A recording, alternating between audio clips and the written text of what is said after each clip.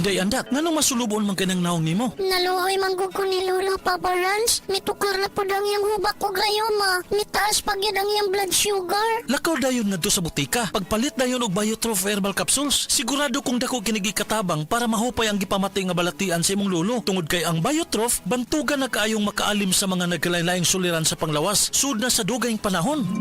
Papa Rans, okay na kanya kong Lolo. Salamat kayo sa Biotrof Herbal Capsules, the Wonder Food Supplement. Biotrof herbal capsules, mapalit sa mga butika nga naa sa inyong dapit. Nibalik na ang pinakauna nga kape nga na ay vitamin D3. Karon, Vita D Plus Coffee Mix na ay reishi mushroom ug mangosteen fruit extract pa. Ang healthy nga kape ug humot ug lami kaayo. Vita D Plus Coffee Mix. May kape na ka, may vitamin D3 pa ka. Mapalit sa mga butika. Open cam, Donnie. Which shirt is better? Malabo ka sa screen, Dad. Baka malabong mata. Visit EO Executive Optical for state-of-the-art facilities and expert eye care. Malinaw na, Dad. Ang wardrobe nyo, wala sa uso. EO Executive Optical. Love your eyes. For expert eye care, come to EO Executive Optical. EO Executive Optical. Love your eyes. Nakakaproblema sa paglibang? Mag-inom sa Super Fiber, the fast-acting colon cleansing product approved by the FDA Philippines. Garantisado nga epektibo. Sa 2 hangtod 8 ka oras, imo na mapagawas ang higko nga makahatag og basta utan ug makamatay nga sakit. Ang hugaw nga colon, ang una nga silent killer. Death begins in the colon. Mag Super Fiber. Mas makita natong mayong resulta kung ato ubanon sa pag-inom ang Life Extension Vitamin D3 kag Super Fiber. Para sa himsog kag maayong digestion, mag-inom kada adlaw sang Super Fiber. Mapalit sa mga butika. Pabalik-balik na butas. Paulit-ulit ang tagas. Itigil na, sobra na. Itigil na ang diskarteng tapal-tapal. Ilastusin mo yan. Tagal, tibay, tag-init o tag-ulan. Tibay na tumatagal. Yan ang Pioneer Elastosil. Tagal, tibay, tag-init o tag-ulan. Elastosil mo yan. The original Koi Herbal Capsule. Ako di ay si Malu Tundag, taga Barangay Lorega. So ang tig-inuman yun aning koy kay ang akong mama o ang akong bana. Kay para magud nila mas lagsik sila sa pang-adlaw-adlaw nga pambuhaton. Especially akong mama senior na rin akong bana kay trabaho siya taga-adlaw. Mas nindot ilang pamati kung makainom sila koy. Then at the same time, ang ilahang dugo, maintain ra siya. Dili siya yung ma-high blood niya. Di po siya maka-feel nga bara kay diabetic sila. Kung ano ang iyahang kanang pamati sa koy, mas lagsik yun siya. So di mo silingon maintenance pero supplement gid siya para sa maayong panglawas. Wala sila nanimog ko ba? Sa may mga pamati na nila. The usual nga bugat ilang lawas sa tungod sa pag-adlaw-adlaw nga kuan din kanang sa katigwango na pud sa mga senior kanang mga bukog-bukog. Mas nindot gud kung makainom sila og koy na product. Daghang salamat sa the original Koi Herbal Capsule. The original Koi Herbal Capsule.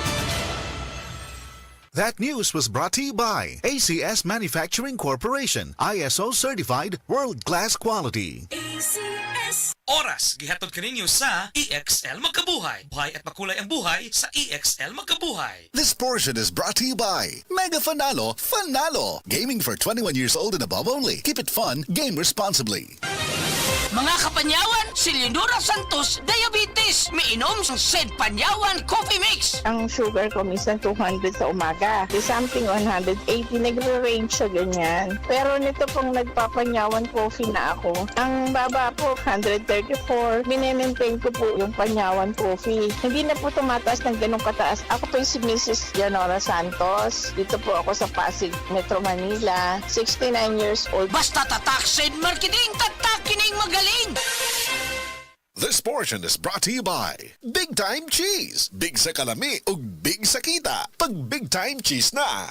Sa mga workaholic, epektibo ang atong Paragis Bila-Bila Herbal Coffee. Sama na lang ni Roland De La Cruz, nga taga Mati, Davao. Roland De La Cruz, sa Purok Isla, Barangay Central, Purok President.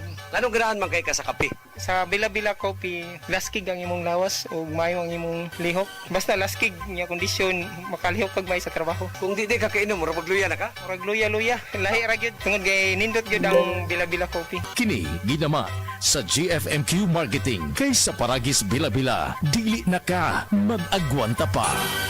Ako si Radyoman Benji Tanghian, kining balita hatod kanato sa Paragis Bila-Bila Herbal Capsule na ilhan isip herbal nga kapsula nga makatabang og daghang benepisyo sa kalawasan. Mao kini ang all-in-one nga herbal. Makahatag og kaayuhan sa ato ang mga selula sa lawas, makatarong sa nindot nga flow og limpyuhan ang imuhang dugo nga modagkayday sa ato ang kasing-kasing. Ug karon sa atong balita. Padayon karon nga nakig-alayon ang DSWD Central Visayas ngadto sa local government unit sa Dakbayan sa Lapu-Lapu aron mahatagan og ayuda ang mga pamilya nga napiktuhan sa duha ka mga sunog nga niigo sa barangay Kanhulaw ug barangay Basak sa maong syudad. Niadtong pitsa 30 niulbo ang duha ka managlahi nga sunog diha sa may sitio Iba barangay Basak ug sitio Lubi sa barangay Kanhulaw. Din adunay mga balay nga nangaugdaw sa maong hitabo. Sumala pa ni DSWD 7 Regional Director Salin Marie Lucero nga ang sunog nga miigo sa barangay Kanhulaw nakaapekto kini sa 36 ka mga pamilya nga gilangkuban sa 161 ka individual, samtang ang sunog nga miigo sa barangay Basak nakaapekto usab og 170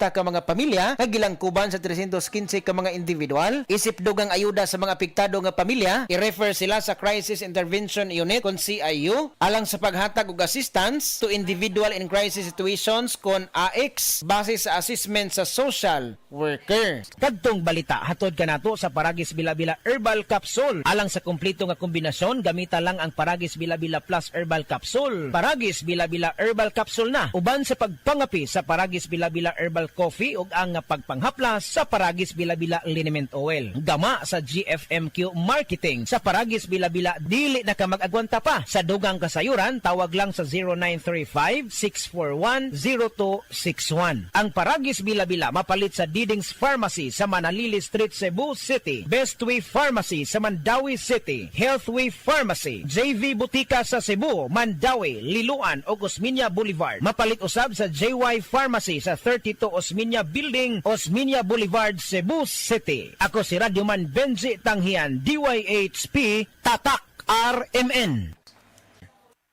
Pag ayo'y nabasagan, madaling remedyohan. Pagkatapos dikitan, parang bago na naman.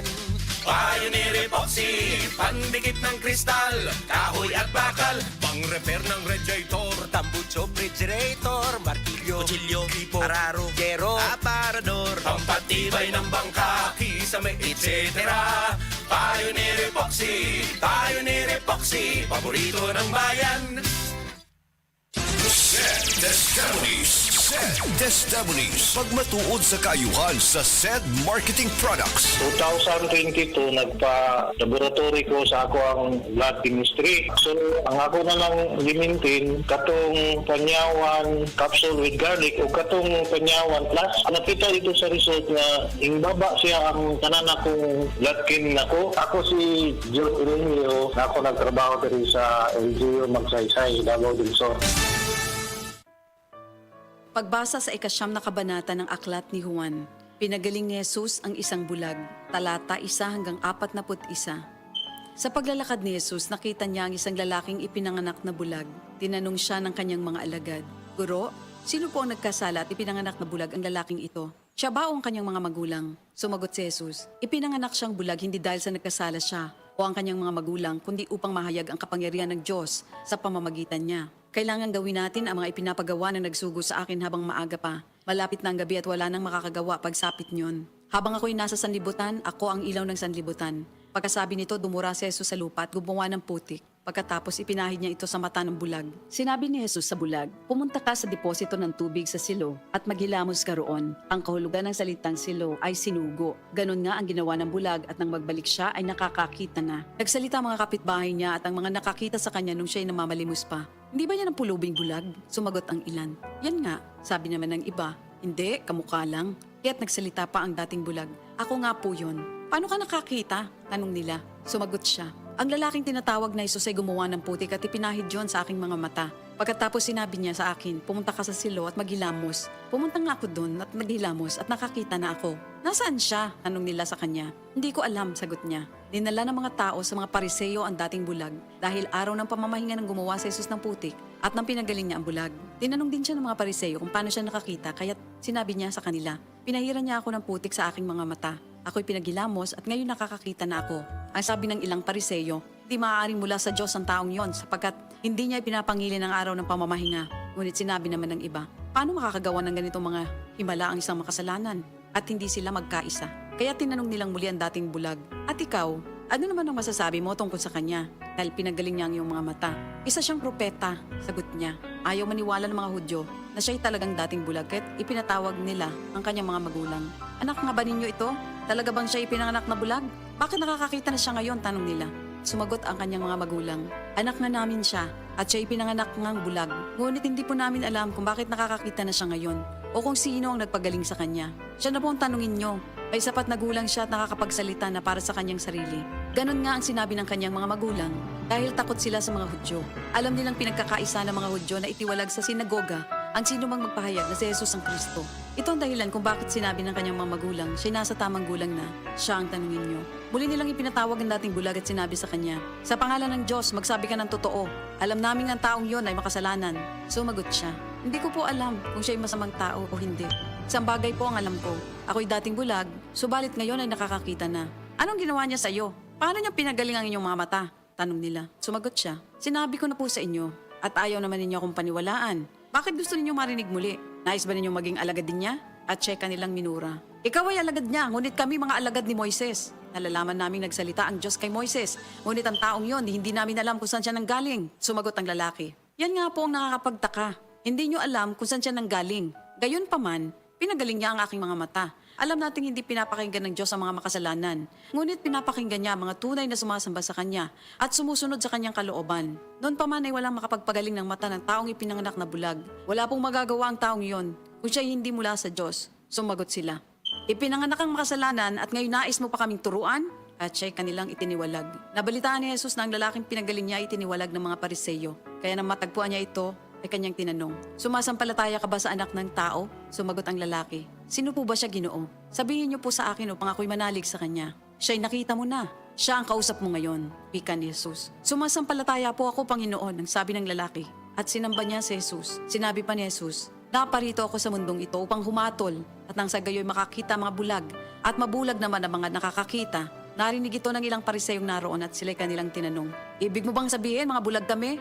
Sumagot si Jesus, "Kung kayo nga'y bulag, wala sana kayong kasalanan. Ngunit dahil sinasabi niyong nakakakita kayo, ang kasalanan ay nananatili sa inyo." Ito ang salita ng Diyos. Mga higala, may adlaw ka natong tanan!